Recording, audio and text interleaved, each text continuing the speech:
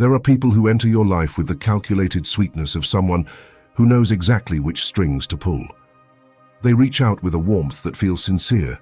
They call when you thought no one remembered you anymore, and for a few minutes, they give you back the illusion that you matter. But the moment they get what they came for, that affection evaporates as if it had never existed, and you are left with the uncomfortable feeling that you were visited, not truly accompanied. How many times have you mistaken for affection what was really just a transaction dressed up as closeness? The truth is, someone who looks for you out of convenience is not someone who loves you poorly. It is someone who does not love you at all, even if they have learned to fake it masterfully. Their interest does not come from who you are. It comes from what you can offer. That is why they appear and disappear with the same coldness as a switch being turned on and off. While you spend energy interpreting their silence and justifying their absence, that person is already mentally planning when they will need you again. Gabriel here, welcome to the Stoic Garden. In this video, you're going to walk through the 8 behaviors that reveal someone who only reaches out when it suits them. 8 signs most people overlook for years until the emotional exhaustion becomes irreversible. I'm not going to speak to you through pretty phrases, but through a wisdom with more than 2,000 years of human practice behind it. Stoicism, a tradition that has taught people to clearly discern who deserves your time and who only deserves your distance. Stay until the end because the 8th behavior is the one that rearranges everything that came before it, and understanding it in time can save you years of relationships that look like affection but are really just habit. Before we move forward, remember that you can now download the Stoic Library of Self-Respect, a collection of my 5 books for applying Stoic wisdom to family, difficult relationships, solitude, and boundaries. The link is in the description, or you can go to thestoicgarden.com. Now let's begin. Now, there are people with an almost admirable punctuality when it comes to appearing at the very moment they are missing something. They do not show up when you are sad, or when you are going through a loss, or when you need a word strong enough to hold you together. They show up when they need money, a contact, a favor, a recommendation, a place to stay, an available ear, or that patience of yours they spent years mistaking for an obligation. And they do it with such well-rehearsed ease that for a second, you might believe the bond is still alive. We have reached the first sign in this journey. They show up exactly when they need you and disappear the moment your life stops being useful to them. The most painful thing about this pattern is that it often does not arrive shamelessly. People do not always show up saying, "I came to use you a little, and then I'll go back to my life." That would almost be an act of honesty, and of course we cannot ask for miracles. What usually happens is more subtle. They message you after weeks of silence with a warm tone. They reclaim a closeness they never took care of. They ask something light. They act as if the distance never existed. And little by little, the conversation begins to lean toward a specific need. You feel it before you see it.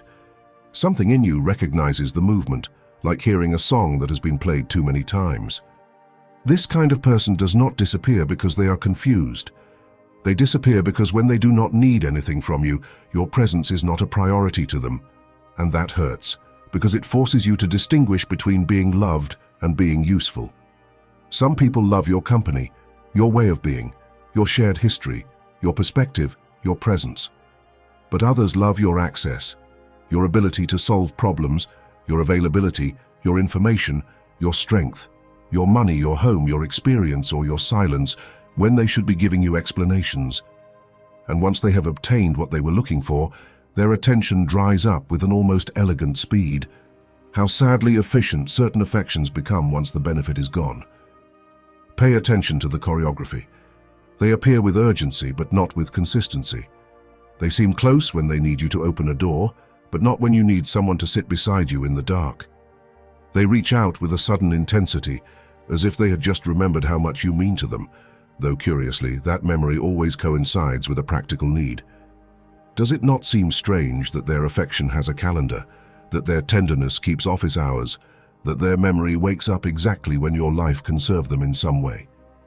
The pattern becomes clear when you stop listening only to the words and start observing the exact moment they arrive. Epictetus, that former slave who turned philosophy into a school of inner freedom, taught that it is not events themselves that disturb people, but the judgments they form about them. And this lesson fits here with precision, because many times the suffering does not come only from someone appearing out of self-interest, but from the interpretation you create, so you do not have to accept what is obvious. You tell yourself that maybe they are busy, that maybe they do not know how to show affection, that maybe they are going through a difficult season, that maybe this time will be different. But when a behavior repeats itself, you are no longer facing an exception. You are facing a way of relating. The problem is that if you have loved too much, you tend to justify too much. You confuse absence with distraction, use with need, return with affection. And every time that person comes back, a part of you wants to believe that this time they are here for you, not for what they can get from you. But life shows you something else. They get what they were looking for, and the same old fading begins again. They answer less, they grow colder, they get busy. They disappear again into that convenient fog where only their priorities exist. And you are left with the bitter feeling of having opened the door to someone who never wanted to enter your life, only pass through it with open hands. Recognizing this sign does not require hatred. It requires memory. Memory so you do not get excited every time an interested person returns with pretty words. Memory so you can look at the full pattern, not the isolated message. Memory so you understand that someone who only appears when they need something is not protecting a bond. They are maintaining a route of access. And once you begin to see that clearly, your kindness stops being a door without a lock. Now that we have understood when they appear, it is time to look at how they prepare the ground before asking. A self-interested person rarely walks straight into the center of their intention. They know that if they suddenly show up asking for something, they expose themselves too soon. So they usually circle around it. They start with a kind question, a shared memory, a phrase that seems affectionate, that, "How have you been?" that sounds warm until you notice they are not really waiting to hear the full answer. The conversation works like a carefully lit hallway, but at the end of that hallway there is always a door marked with their need. Now we move into the second sign of this video. Their conversations disguise self-interest as politeness until they reach the real reason for contacting you. At first, everything seems normal. They ask about your health, your family, your home, how things are going. Sometimes they even mention something from the past, as if they wanted to prove there is history, closeness, some invisible emotional debt. But if you observe calmly, you will notice that those questions are not seeking depth. They are seeking permission. They are a way of softening the ground so that the request does not seem so cold afterward. Because, of course, asking after pretending to care looks a little better than asking without even saying hello. Politeness in the hands of a self-interested person can become packaging. There is an enormous difference between a conversation born from affection and a conversation that is only warming up before it reaches the favor. In the first one, the other person stays even when there is nothing to gain. They listen, they ask, they remember. They care about details that serve no purpose except helping them know you better. In the second, everything slowly begins to revolve around their needs. They ask if you are busy because they want to know whether you can help. They ask if you are still in touch with a certain person because they need a contact. They ask how you are doing financially because maybe they are measuring whether they can ask you for money. They ask about your free time because they are already calculating where they can place their burden. And the strangest thing is that many times you already know before they say it. You sense it in the tone, in the insistence, in the way they listen very little and steer the conversation a lot. Have you noticed how some people seem interested in your life only until they find the exact point they can use? Have you felt that discomfort of answering honestly while, deep down, you suspect the question is not innocent? That feeling deserves attention. It is not always paranoia. Sometimes it is emotional memory working with more clarity than your desire to believe. The architecture of these conversations tends to repeat itself.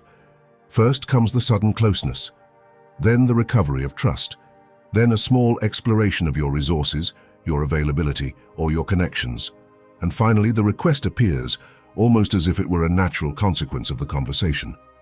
Since we're talking about that, now that you mention it, since you have experience with this, because you know someone.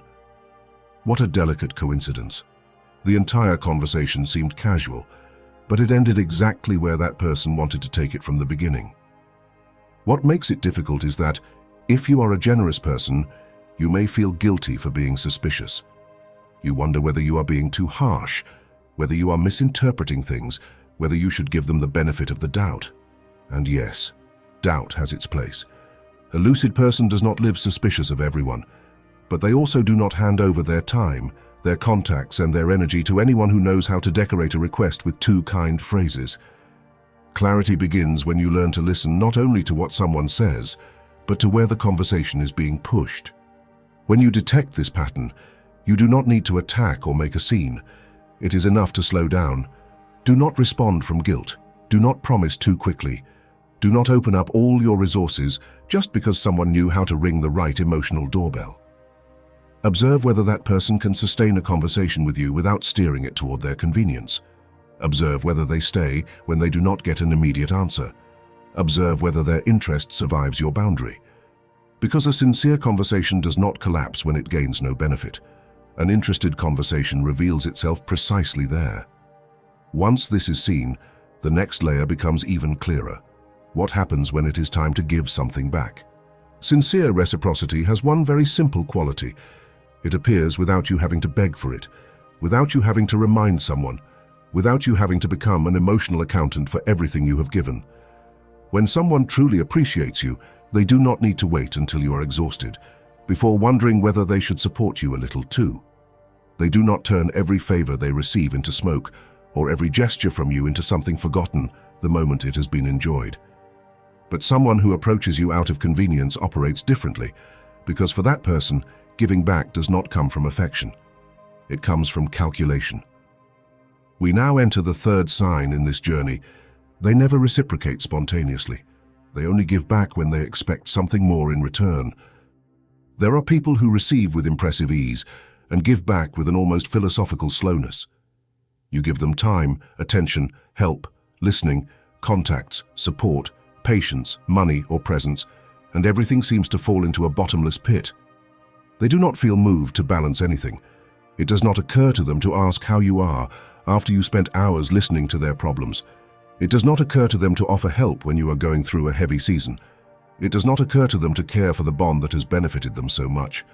But the day they need something new, then suddenly, a kind gesture appears, a sudden invitation, an affectionate message, a small act of attention that arrives with the elegance of someone already preparing the next extraction. And this is confusing, because suddenly that person seems to change.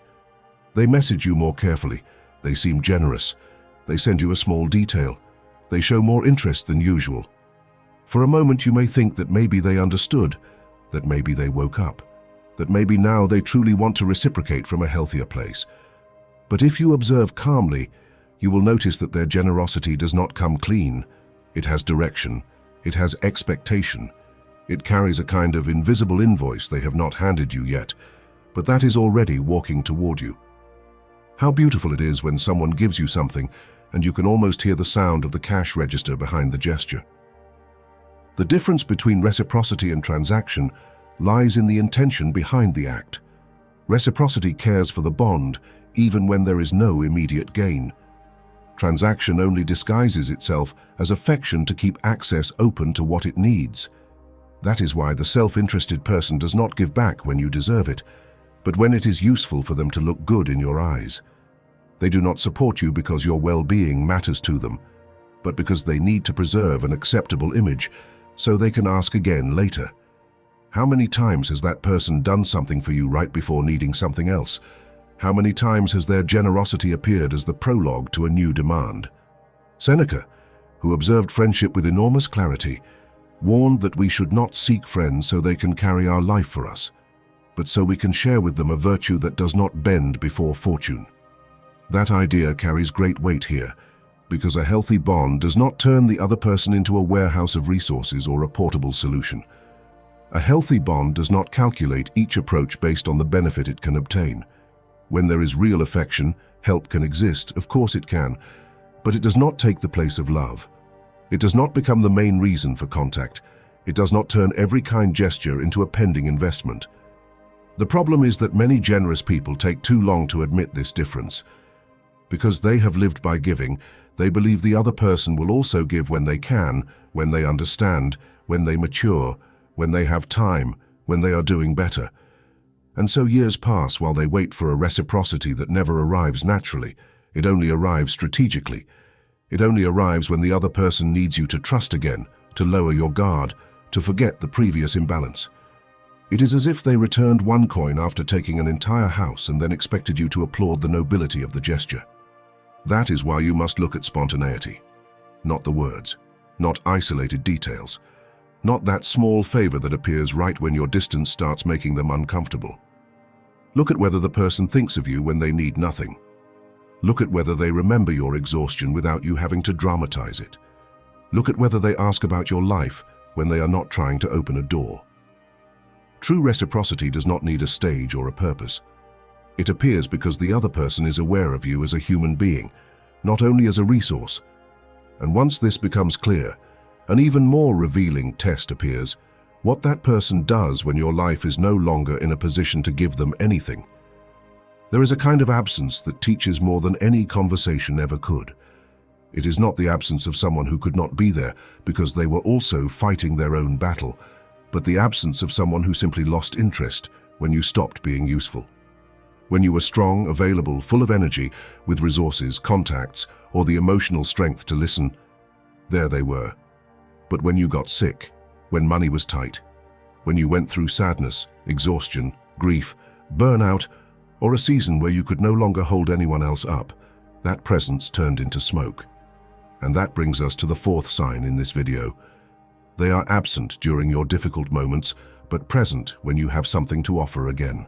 Crises have a brutal way of clearing the room. When everything is going well, anyone can seem close.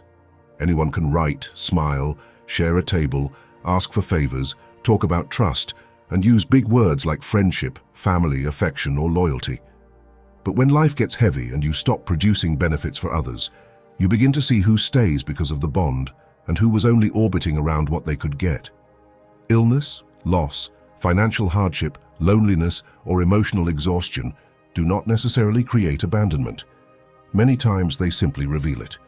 The hardest part is that these people rarely disappear with a clear explanation. They do not tell you that you are no longer useful to them in that moment. They simply become busy. They answer late. They send short phrases. They wish you strength with the moving depth of someone who wants to end the conversation as quickly as possible. Before, they could talk to you for an hour to tell you their entire drama, but when the problem is yours, suddenly they seem to have an international schedule. How curious that time always shrinks exactly when the need is no longer theirs. And then something even more revealing happens. When you start doing better again, when you regain stability, when you have money again, when they find out you have a useful contact, when you once again have emotional energy, a home available, a car, time, or influence, they reappear. Not always with an immediate request.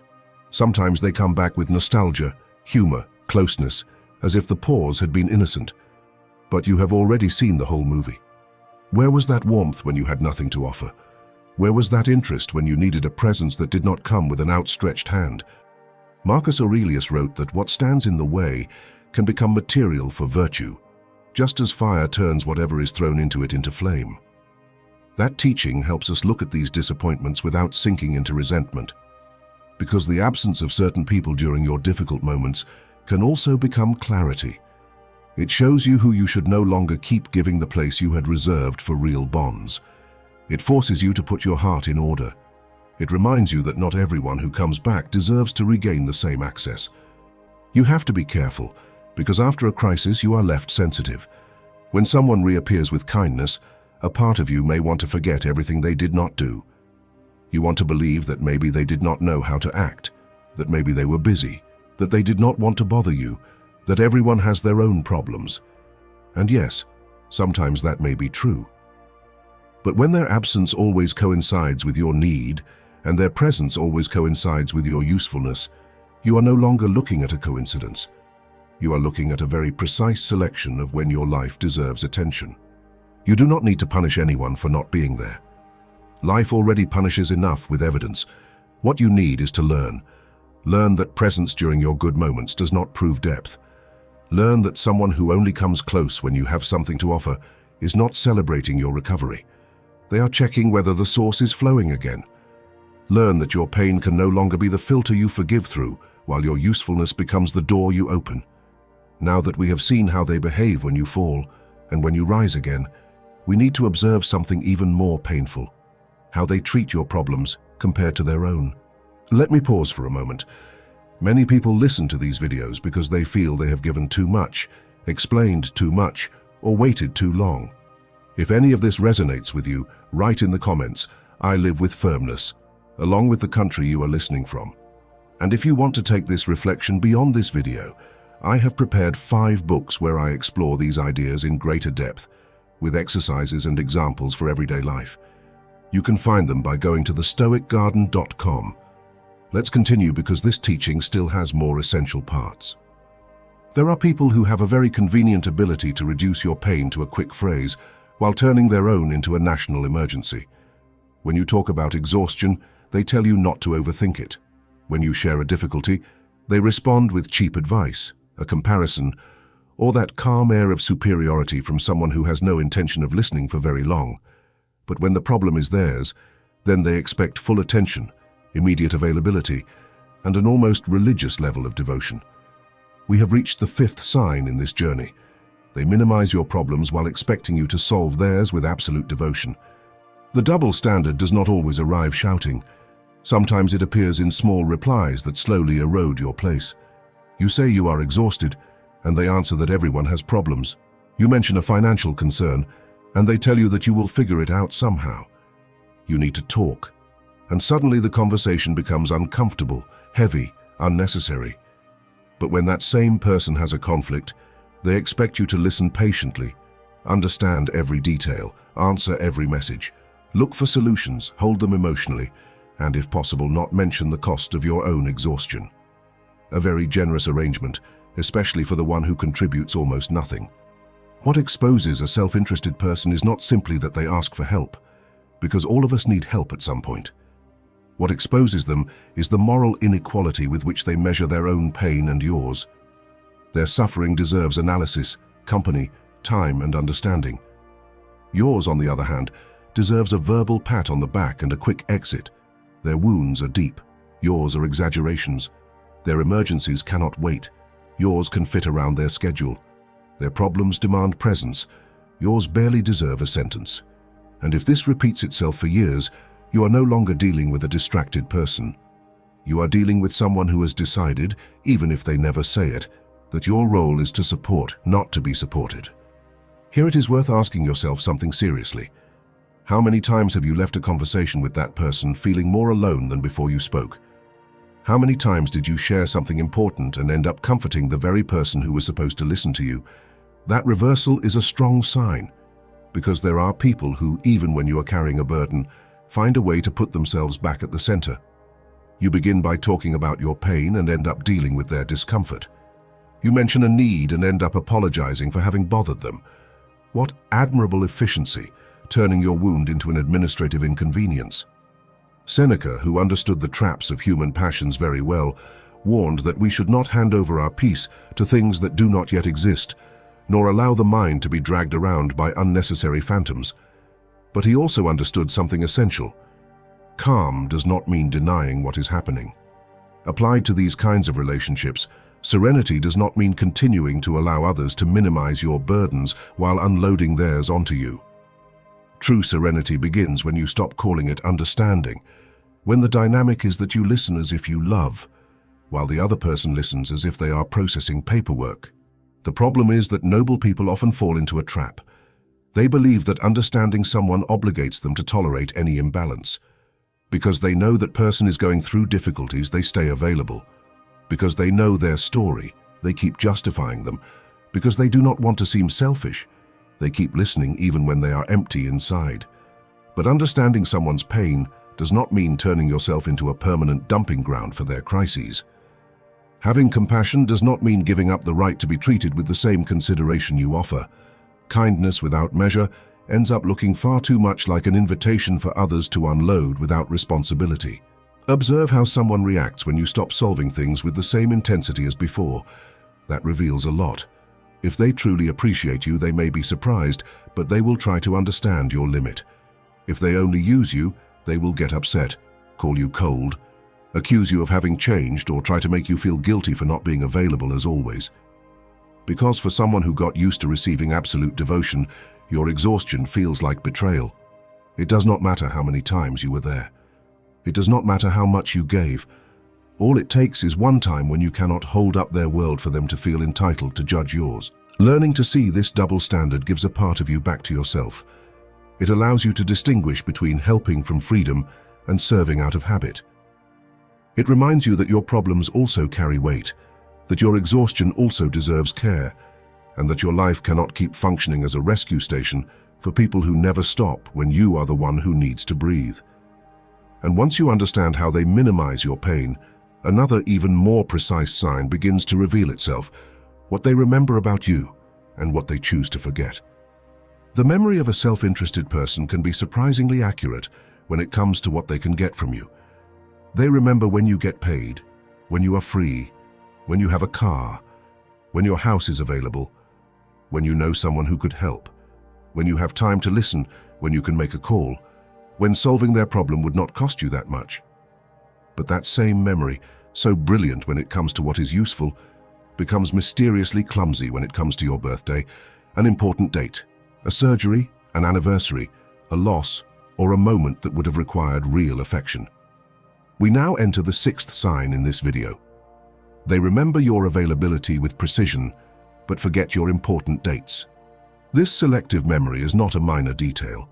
It is an X-ray, because people remember more easily what has a place in their interest.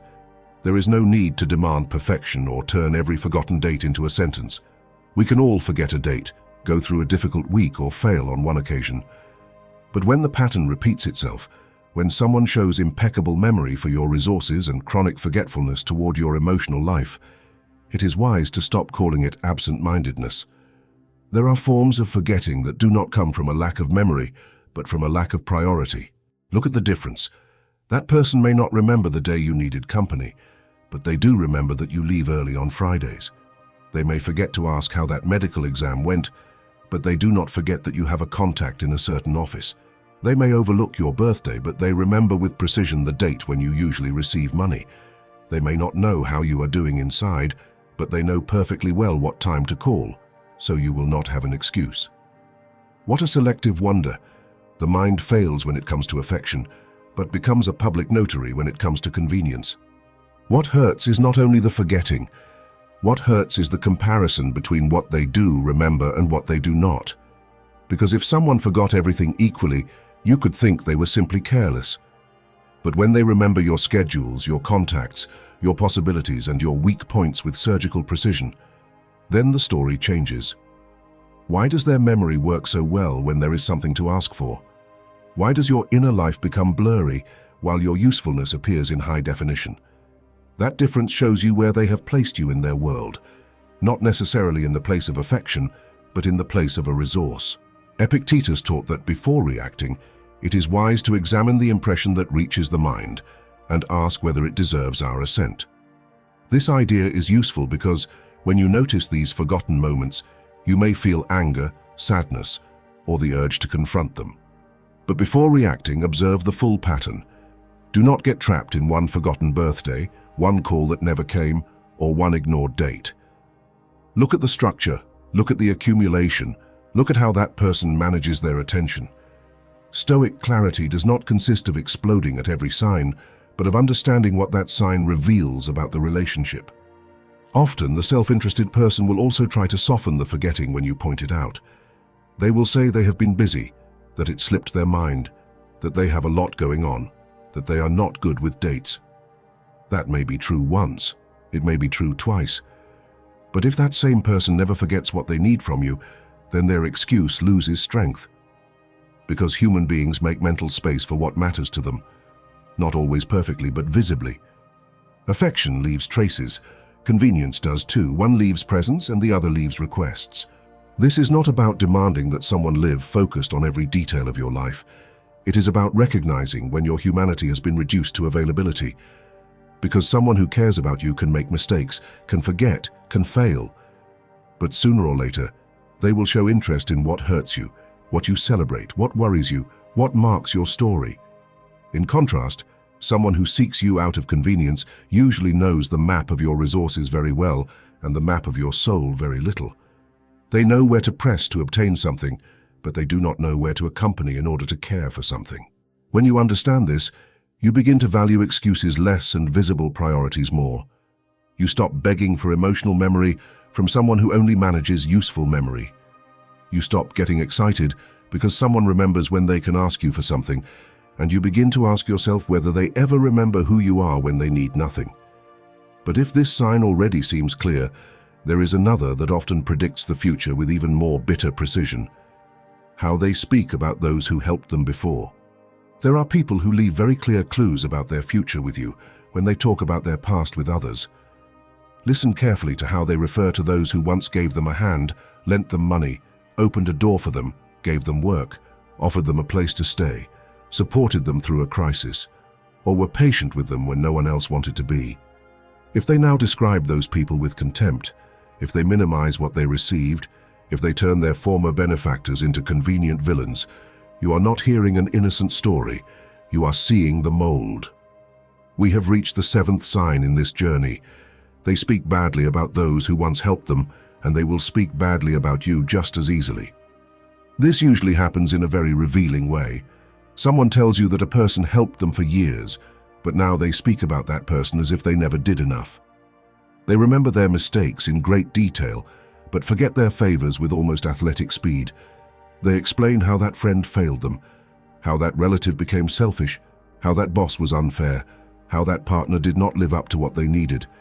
And you listen, maybe with compassion, maybe thinking that this time you will be different. But it is worth pausing. When someone has received a lot and only keeps resentment, something important is wrong in the way they register gratitude. Ingratitude rarely appears as ingratitude. It disguises itself as a story. The person rearranges the past so they always come out as the victim, so the help they received seems small and the moral debt disappears. What they once accepted out of need, they later diminish as if it had been nothing. The person who helped them becomes controlling, self-interested, insufficient, exaggerated, or guilty of not having given even more. What a curious mechanism, receiving support when it is useful, and then dirtying the memory of the person who gave it when there is no longer any need to keep them close. And here comes a question worth gold. If they speak that way about those who helped them once they are no longer useful, why would it be different with you when you stop being useful? Many times we believe our kindness will be the exception, that our patience will be recognized, that our devotion will break the pattern. But character does not change just because the name of the person giving has changed. Someone who does not honor what they have received usually repeats the same script with different actors. Today they criticize the person who opened one door for them yesterday. Tomorrow they may criticize you for not opening two. Cato the Younger, remembered by the Stoics as a symbol of moral firmness, left through his life a very simple lesson. Integrity does not allow small concessions without putting what is essential at risk, and this also applies to relationships. The way a person speaks about those who are no longer useful to them shows their relationship with truth, gratitude, and loyalty. You do not need to wait for them to betray you directly to understand that they despise moral debt once it stops benefiting them. Sometimes it is enough to listen to how they treat the memory of others. The most dangerous thing is that these people often justify their contempt with very well-built stories. Maybe some things are true because no one helps perfectly, and no one is free from mistakes. But one thing is to recognize faults with balance, and another is to erase everything received in order to preserve the comfortable identity of someone permanently wronged. If someone never admits what others did for them, if they always find a way to come out clean while everyone else ends up selfish, cold, or bad, you are not looking at bad luck in relationships. You are looking at a deep inability to be grateful without feeling inferior. That is why you must listen beyond the story. Do not be seduced by the version where that person was always used, betrayed, or abandoned by everyone who once supported them. Look for humility. Look for fair memory. Look for whether they can say they helped me, without turning it into a complaint afterward. Because someone who cannot honor those who helped them before will hardly honor what you do now. Once this is seen, the final step requires accepting something deeper than any isolated sign. After observing all these signs, a very human temptation appears, to think that maybe if you give a little more, if you are more patient, If you respond better, if you set fewer boundaries, if you change the way you speak, if you become more useful, more understanding, or more available, that person will eventually love you for real. It is an understandable hope, but also one of the most painful traps. Because when a relationship was built around what you can offer, it does not turn into sincere love just because you increase your level of sacrifice. We have reached the 8th sign, and the most decisive one of all. Understand that someone who looks for you out of convenience will never look for you out of love, no matter how much you change who you are. This is the truth that is hardest to accept, not because it is difficult to understand, but because it forces you to stop negotiating with illusion. For a long time, you can convince yourself that this person does not know how to love, that they lack maturity, that maybe they had a hard life, that one day they will wake up and see everything you did. But while you hold on to that hope, the pattern keeps working. They look for you when they need something. They come close when it suits them. They act kind when they want to open a door. They disappear once they have gotten what they came for. And you keep thinking that maybe the next sacrifice will finally be the one that turns usefulness into love. But love is not born from your effort to deserve it. Real love recognizes your humanity even when you have nothing to give. It sees you when you are tired. It listens to you when you are not useful. It stays when you have no solutions. It does not reduce you to what you fix. It does not measure you by what you make easier. It does not remember you only when it needs to pass through a door you can open. Convenience, on the other hand, follows a poorer logic. As long as you serve, you matter. When you stop serving, you become an obstacle or disappear from the map. That simple, that harsh, that necessary to look at. And here it is worth asking yourself a question without decoration. How much more would you have to change for someone who loves your usefulness to learn to love your being? How much more would you have to give for a person who has grown used to taking to begin to care? The answer hurts, but it frees you. Nothing you sacrifice can force another person to develop a conscience they do not want to exercise. You can become more generous, more silent, more understanding, more efficient, more patient. And still, someone who looks for you out of convenience will find new ways to need you without learning to value you. Marcus Aurelius, in his Meditations, reminded us that we should not hand our soul over to the judgment of those who can barely govern their own. That teaching fits here with enormous clarity. Because when you try to turn yourself into someone worthy of being loved by a person who only knows how to use you, you place your peace in the hands of a gaze that is incapable of seeing you whole. You begin to deform yourself to fit into someone else's need. You stay silent when you should speak. You give when you should stop. You smile when you are wounded. You adapt to a relationship that only works as long as you give up a part of yourself. Stoicism does not ask you to hate that person. It does not ask you to fill yourself with resentment or turn every disappointment into a war. It asks something more difficult and cleaner from you, to see reality without dressing it up, to accept that you do not control the quality of someone else's love, but you do control how much availability you keep giving to someone who only appears to take. You cannot force someone to seek you out of love, but you can stop rewarding the pattern of someone who seeks you out of convenience. You can close the door without shouting. You can respond calmly. You can remove access. You can stop confusing interested presence with deep affection. Liberation begins when you stop asking yourself what more you must do to be loved, and start asking why you keep giving so much to someone who only recognizes you when it suits them. Because letting go of someone like that is not losing a real bond. It is no longer feeding a relationship that had already shown you its nature. And when you finally make that inner movement, something inside you falls back into order. You recover time. You recover energy. You recover judgment. You recover the right to be sought out not for what you have, not for what you solve, not for what you endure, but for who you are. If you have made it this far, what you have done is not small. You have held a truth that many people prefer to avoid, because it hurts to recognize that not every approach is love, not every courtesy is affection, and not every presence deserves the same access to your life. Today, you learn to look at the whole pattern, the timely appearance when they need something, the conversation that circles around before asking, the calculated reciprocity, the absence during your crises, the contempt toward your problems, the selective memory, the way they speak about those who helped them before, and above all, the final truth that rearranges everything. No one becomes someone who sincerely loves you just because you sacrifice more.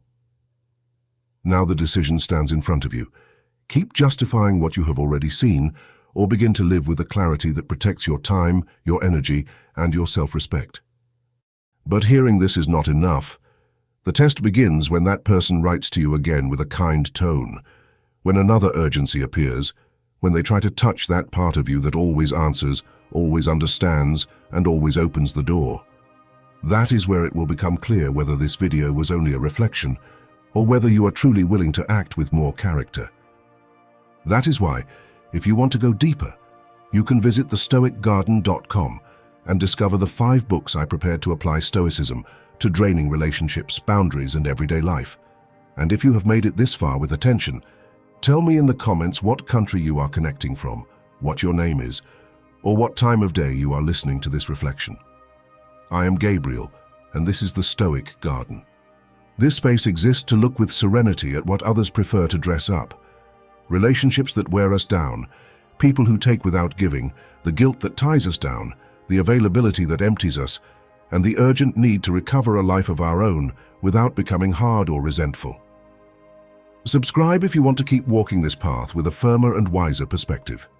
Share this video with someone who is giving too much to someone who only appears when it suits them, because sometimes a clear teaching arrives exactly when a person needs to stop being confused. And coming up next, you will see 2 recommended videos to keep going deeper on this path toward a life with more character, more dignity, and more stoic wisdom.